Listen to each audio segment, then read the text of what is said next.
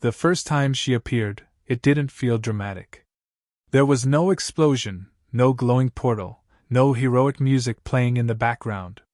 She simply sat across from him in a quiet cafe where humans and aliens had slowly learned to coexist, stirring a drink she clearly didn't understand while watching him like he was a puzzle she had already decided to solve. He noticed her because she didn't blend in the way most aliens tried to. Others softened their voices, mimicked human gestures, or hid their strange features behind polite smiles. She did none of that. Her eyes were too focused, her posture too precise, her expressions just slightly delayed, as if every reaction had to pass through an invisible filter before reaching her face. "You're staring," he said casually, not looking up from his screen. "I am observing," she replied. He glanced at her, surprised by her bluntness. "That sounds worse." She tilted her head, studying him again, then nodded as if recording the word worse in an internal database. "Observation is not meant to offend. Still does sometimes," he said, closing his laptop halfway. "You usually introduce yourself before you start analyzing people." "Introduce?" she repeated. "Yes. Name. Reason for existing in my personal space. Basic social ritual." She paused for a fraction of a second, then smiled, a smile that looked accurate but somehow borrowed. "I am here to experience human leisure." "That's vague." "Human leisure appears inefficient yet emotionally stimulating," she continued unfazed. "I wish to witness it firsthand." He blinked. "You could have just said you wanted coffee." "I do not consume caffeine for pleasure," she said seriously. "But I am open to experimentation." There was something oddly charming about her honesty. Most people would have tried to sound normal. She sounded like she didn't care whether she did or not. "I'm guessing you're new here," he said. "Yes." "Earth?" "Yes." "Humans?" She hesitated, then nodded again. "Yes." He laughed quietly. "You're doing great so far." She watched his laughter with intense focus, as if it were a rare phenomenon. "Your vocal reaction indicates amusement." "Correct." "Why?" He shrugged. "Because you're talking like a science textbook." Her smile widened, this time more natural. "Is that humorous?" "Very." She seemed satisfied with that answer. From that day on, she kept appearing in his orbit with suspicious consistency. Not in a creepy way, more like someone who had decided he was part of a long-term project. Sometimes she would join him at lunch without asking. Sometimes she would sit beside him on public transport and ask questions that were too precise to be casual. Why do humans pretend indifference when emotionally affected? Because feelings are embarrassing. Why? Because they make us vulnerable. She would nod slowly, storing every word. At first, he assumed she was just another curious alien trying to understand human culture. That wasn't unusual anymore.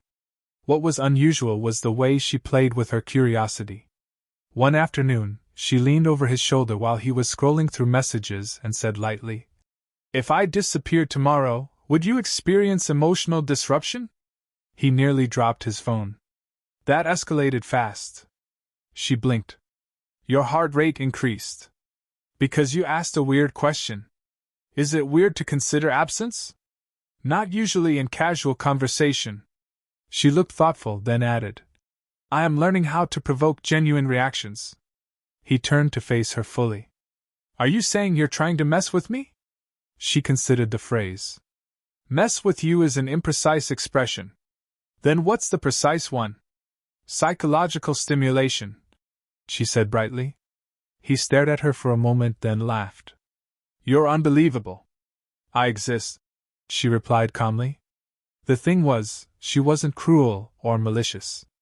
Her tricks were subtle, playful, almost innocent. She would pretend not to understand sarcasm just to make him explain it, then suddenly use it perfectly in another conversation. She would act surprised by human customs she had clearly already researched. She would ask emotional questions with the tone of someone conducting an experiment, not flirting. And yet, sometimes her eyes lingered on him too long. Sometimes her voice softened when she spoke only to him. Sometimes she seemed genuinely disappointed when he didn't react the way she predicted. He noticed all of it. She didn't notice that he noticed. One evening, as they walked through a neon-lit street where alien signs flickered beside human billboards, she stopped abruptly. "Tell me something," she said. "Depends how dangerous it sounds. Do humans always lie when they are kind?" He frowned. "What?" "You frequently respond to my behavior with patience instead of irritation. This contradicts common human patterns. Maybe I'm just not irritated. That is statistically unlikely." He chuckled. "You really like statistics, don't you?" "Yes." "Here's a new data point," he said gently. "Sometimes humans are kind because they choose to be. Not because they're pretending." She stared at him in silence, processing.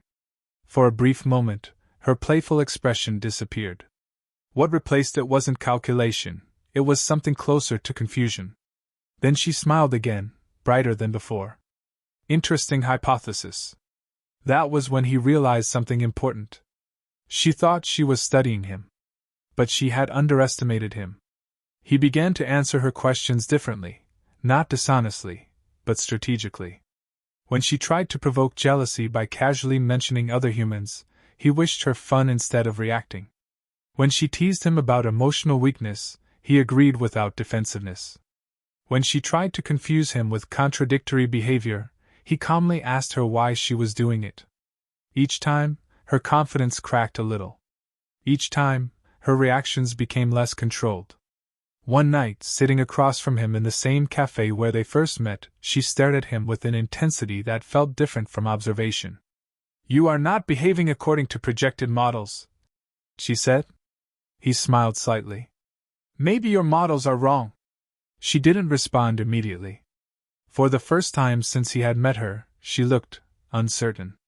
And in that uncertainty, there was something dangerously close to emotion. He leaned back in his chair, pretending not to notice the subtle shift in her breathing, the faint tension in her posture. If she wanted to play games, he was willing to play. But he already knew something she didn't. She wasn't just studying humans anymore. She was starting to feel something she had never planned for. And she had no idea how unprepared she was for what that meant. By the time she realized something had changed, it was already too late to pretend nothing was happening. At first, she tried to restore balance the way she always did, by increasing the complexity of her experiments. She began showing up unexpectedly, asking questions that sounded casual but carried invisible hooks, adjusting her tone to see how his emotions shifted. She treated conversations like chess moves, each sentence calculated to trigger a predictable reaction. The problem was that he stopped being predictable. One afternoon, she sat beside him on a bench overlooking a busy plaza where humans and aliens moved in chaotic harmony.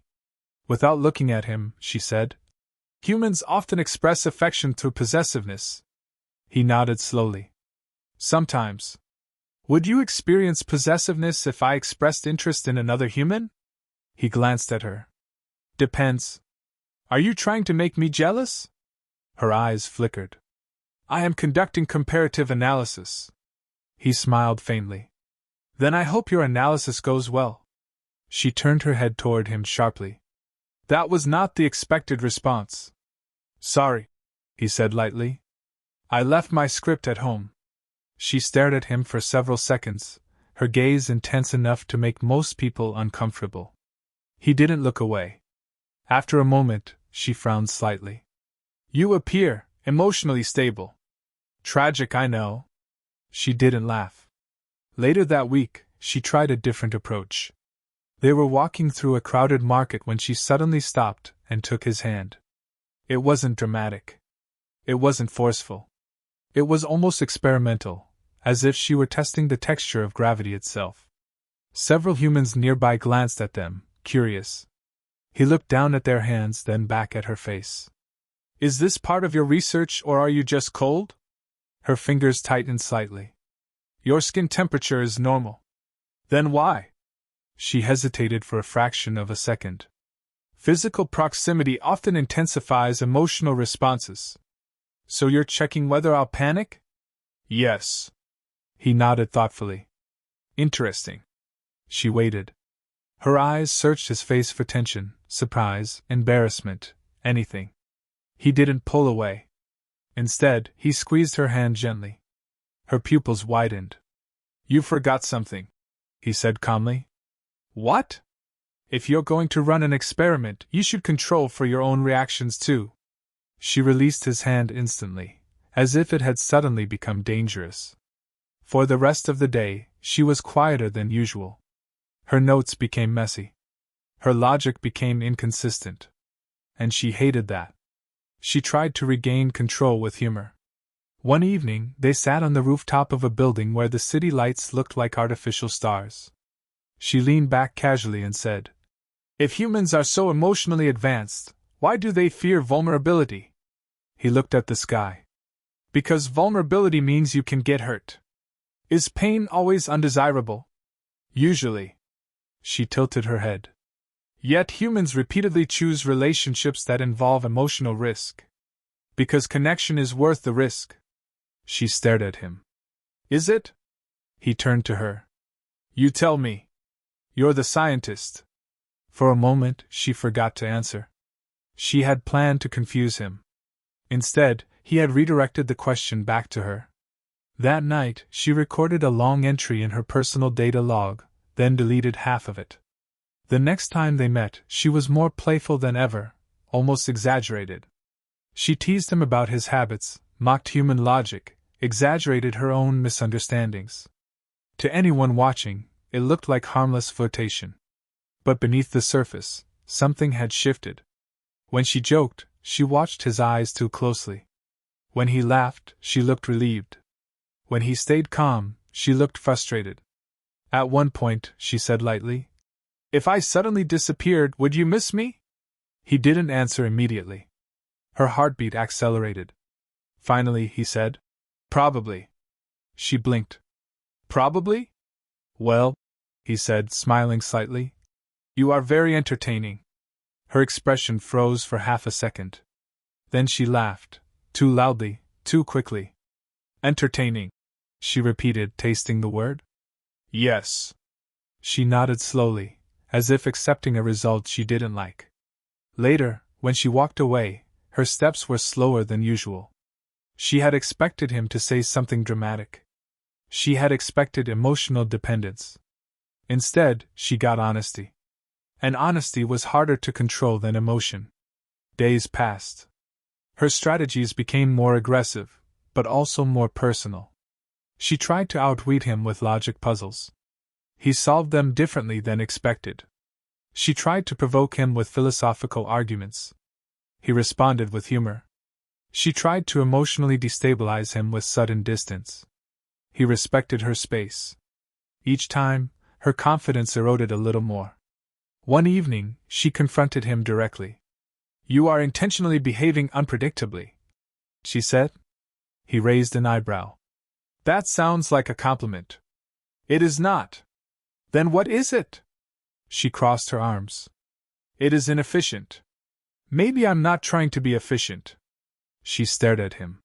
Humans value efficiency. Not always. Then what do you value? He thought for a moment. Meaning. She frowned slightly. Define meaning. He smiled. That's a very human question. For a long time, she didn't speak. The city hummed around them, full of voices and lights and life. She watched everything except him. Finally, she said quietly, Your emotional responses do not align with established human behavioral models. Maybe the models are outdated, he said gently. She turned to him slowly. Or maybe you are an anomaly. He shrugged. I've been called worse. She studied his face again, but this time her gaze wasn't analytical. It was searching. And for the first time since she had met him, she felt something she couldn't label. It wasn't curiosity. It wasn't amusement. It wasn't scientific interest. It was something warmer. Something dangerously close to attachment. She looked away quickly, as if afraid he might notice. But he had already noticed long ago. And somewhere between her calculations and his quiet understanding, the game she thought she controlled had started to slip from her hands. For a while, she tried to convince herself that nothing unusual was happening. Her species had precise language for emotions. Every sensation had a category, every reaction a formula. What she felt when she thought about him should have fit somewhere in those classifications. It didn't. So she decided to end the uncertainty the only way she knew how, by designing a final experiment so thorough that it would erase all doubt. The plan was simple. She would withdraw. Humans, according to her research, were emotionally reactive creatures. If she reduced attention, affection, and presence, he would respond with pursuit, insecurity, or frustration. That response would confirm her hypothesis and restore her sense of control. She implemented the change instantly. She stopped appearing at his usual places. She delayed responses to his messages. When they accidentally crossed paths, she kept her tone neutral, distant, polite. At first, he didn't react. Then he noticed. He didn't ask questions. He didn't confront her. He didn't try to pull her back into his orbit. He simply adjusted. When she passed him on the street, he nodded and kept walking. When she replied late, he replied later. When she avoided conversation, he respected the silence. The lack of reaction was worse than anger. It unsettled her more than any emotional outburst could have. One evening, she finally sat beside him again, her posture straight, her expression carefully composed. "You have altered your behavioral pattern," she said. He looked up from his drink. "Have I?" "Yes." "How so?" "You no longer seek interaction with me." He shrugged lightly. "You seem busy." "I was not busy." "Then you seemed uninterested." Her fingers tightened slightly around the edge of the table. "That assumption is inaccurate," she said. "Then correct it," he replied calmly. For a moment, she had no answer. Her logic collapsed under the weight of its own precision. She had expected him to fight for her attention. Instead, he had given her freedom. And freedom felt suspiciously like loss. Later that night, she sat alone in her room, surrounded by screens filled with human behavioral data. None of it helped. She replayed memories instead. The way he laughed when she misunderstood jokes. The way he listened when she asked strange questions. The way he never treated her like a subject. She had wanted to prove humans were predictable. Instead, she had discovered that they were not only unpredictable, but emotionally disciplined in ways her species rarely achieved. The next day, she tried again. She met him with deliberate coldness. "You appear less responsive to my presence," she said. He nodded slowly. "Maybe." "Why?" He thought for a moment. "Because I figured you didn't want to be around me." Her breath paused for a fraction of a second.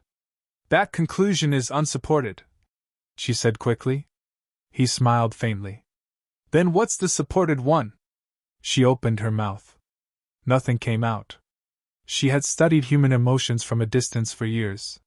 She had never studied her own. The tension between them grew heavier. She tried humor, but it sounded forced. She tried logic, but it felt hollow. Finally, she decided to abandon subtlety. "If a human forms an emotional connection with another being," she said carefully, "what is the correct course of action?" He looked at her directly. "Depends on what they want." "What if they are uncertain?" "Then they should be honest about it." Her eyes widened slightly. "Honesty often results in vulnerability." "Yes." "And vulnerability often results in pain." "Sometimes." "Then why choose honesty?" He didn't answer immediately. When he did, his voice was quiet. "Because pretending is exhausting." The word hit her harder than any data set. Pretending. That was exactly what she had been doing. Pretending to be playful. Pretending to be detached. Pretending that everything she felt was scientific curiosity. She realized she was tired. Not physically. Emotionally. For the first time, she understood why humans valued emotional expression even when it hurt. It wasn't weakness. It was relief. She looked at him, her carefully constructed persona starting to crack. "You are not responding according to my expectations," she said softly.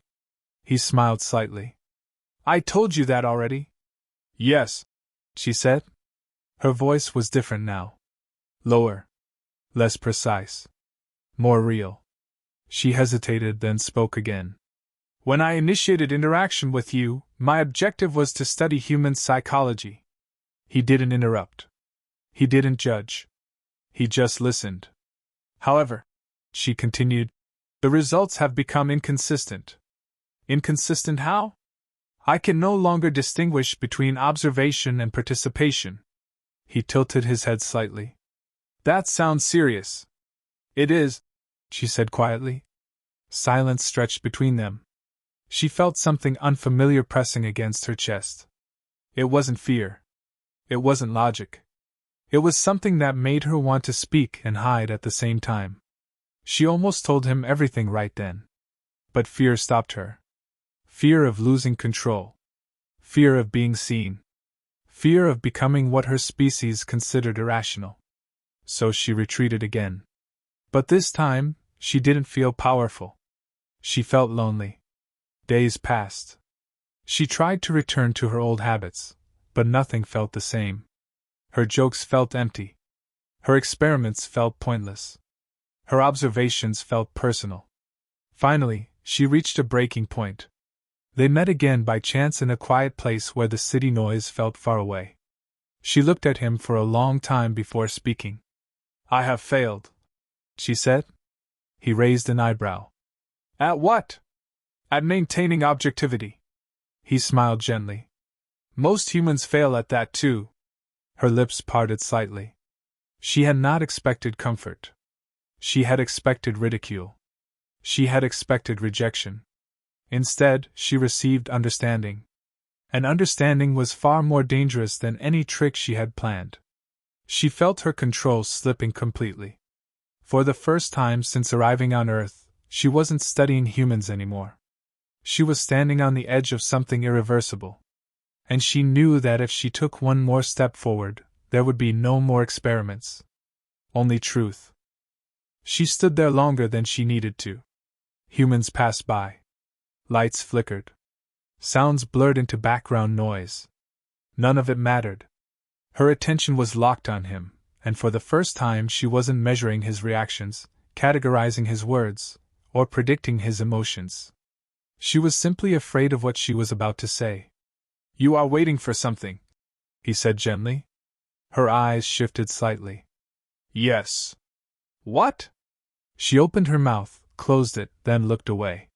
He didn't push her. That was the problem. If he had argued, joked, or teased her, she could have hidden behind logic again.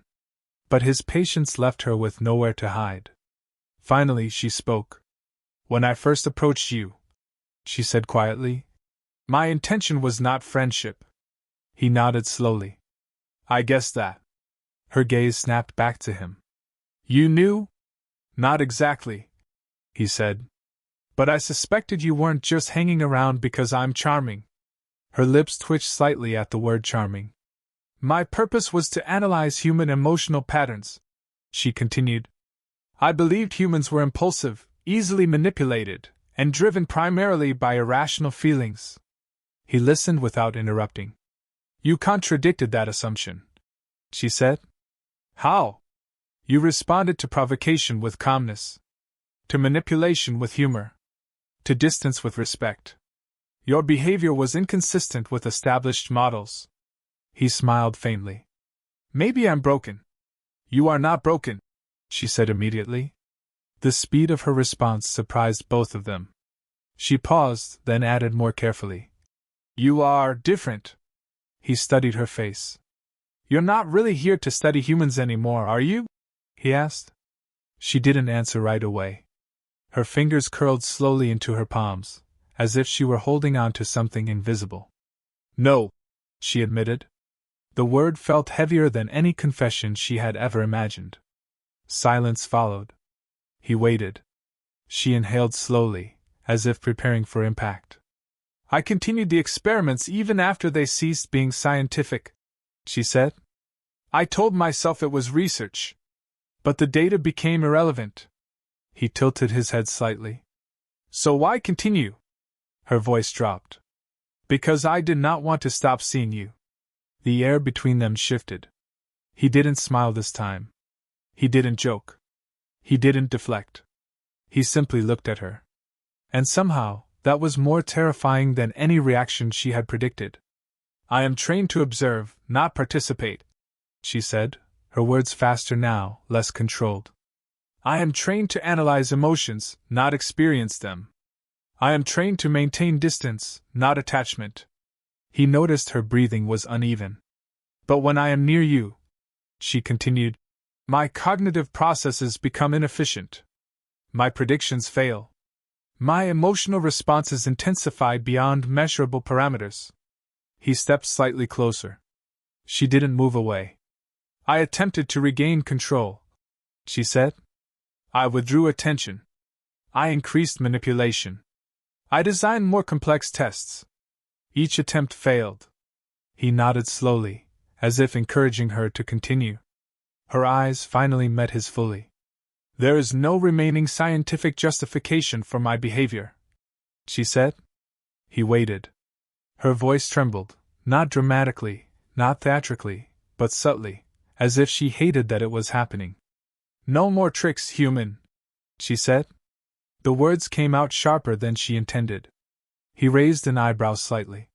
She clenched her jaw, then said it again, more clearly, more honestly. No more tricks. I surrender. I am your alien playmate for life. The sentence hung between them like something fragile.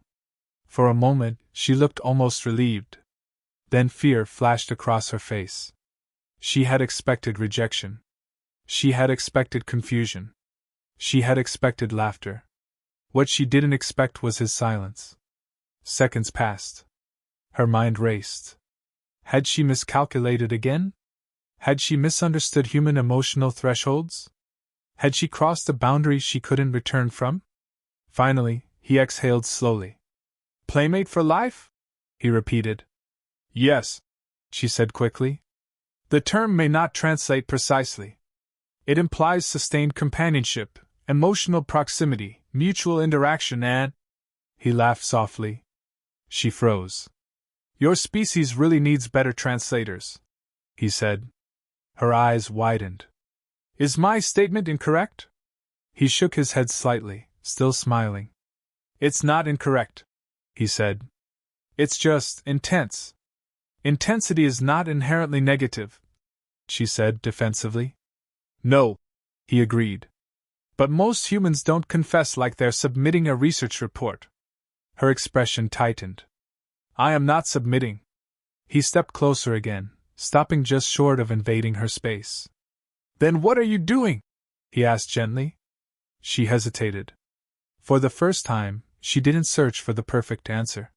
She told the truth. I am choosing, she said quietly. He looked at her for a long moment. Then he smiled, not teasing, not ironic, but warm. That's a very human thing to do, he said. Her eyes flickered.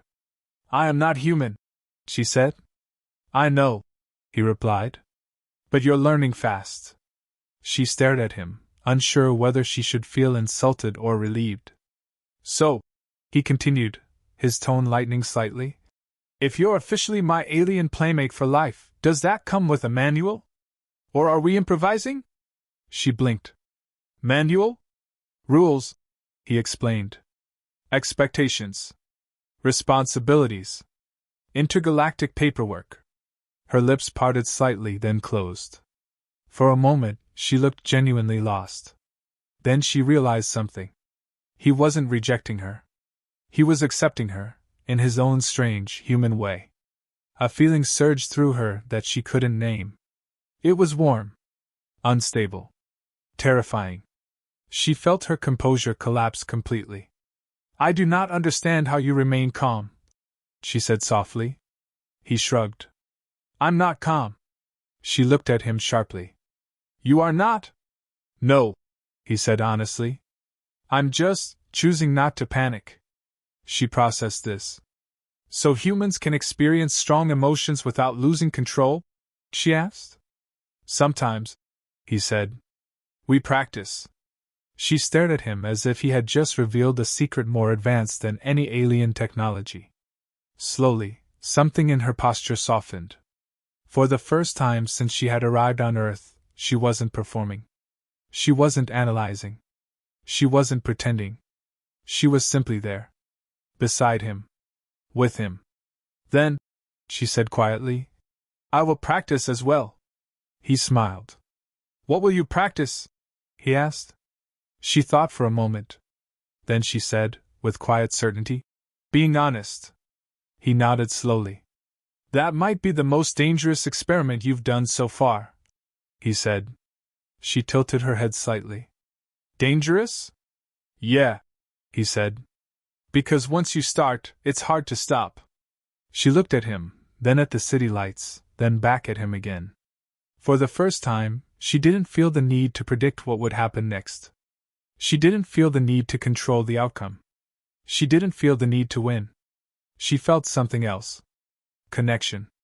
And somewhere deep inside her, a thought formed, not as a calculation, not as a hypothesis, but as a quiet realization. Humans were not powerful because they were strong.